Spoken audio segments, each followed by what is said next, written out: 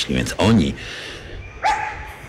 robili jakiś scenariusz mieli, przy którym zdejmowali dziady, to jednego nie wzięli pod uwagę, że my się w to włączymy. I mieli rację.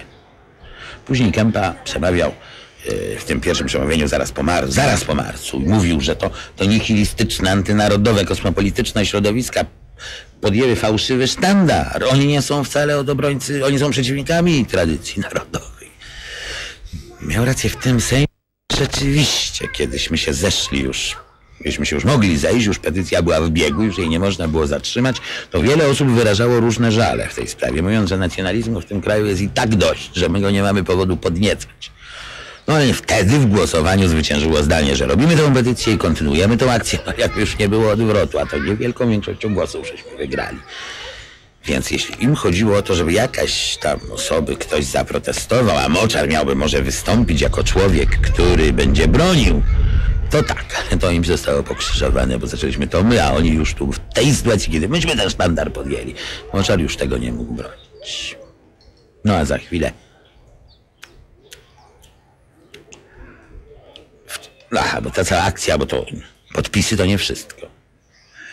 Bo natychmiast ukazały się takie ogłoszenia, takie oświadczenia, ulotki ZMS-u, wieszane, przylepiane na tych ich tablicach różnych, ZMS Uniwersyteckiego, w którym ZMS protestował, demaskował nas, jako Żydów właśnie, wrogów narodu, obcych agentów. Myśmy na te ulotki odpowiedzieli i zaczęła się wojna ulotkowa.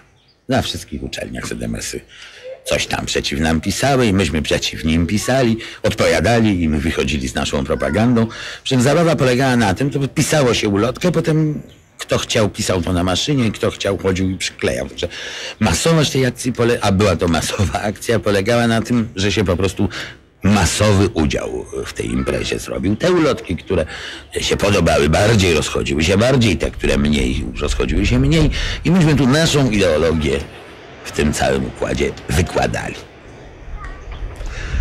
No i ta cała kampania, to pozbieranie podpisów, rozlepianie tych podpisów w Warszawie zebrano 4500, a we Wrocławiu też ponad 1000. Do innych miast żeśmy nie dotarli, ale wieść dotarła i ona przygotowała marzec. To ona tu odegrała niesłychanie doniosłą rolę. To była taka ideologia zasadnicza marca i w tej sytuacji oni się już musieli z nami rozprawić. Musieli. Do tej pory oni nie chcieli się rozprawić z Uniwerkiem, bo w związku z solidarnością profesury z nami to rozprawienie musiałoby mieć bardzo spektakularne rozmiary. Spektakularne rozmiary na Uniwersytecie Warszawskim, na Krakowskim Przedmieściu.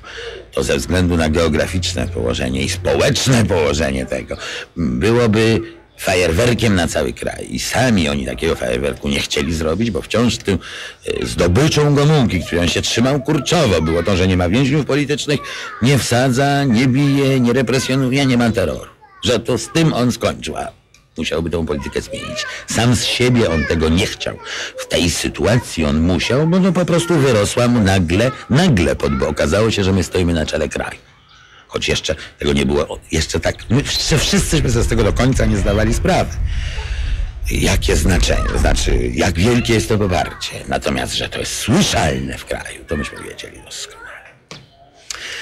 Wtedy wiedzieliśmy, że idziemy do rozprawy, że idziemy do zwarcia. Nie wiedzieliśmy, jak ono będzie. Wiadomo było, że teraz już czas, miejsce i okoliczność wyznaczą sekretarze generałowie.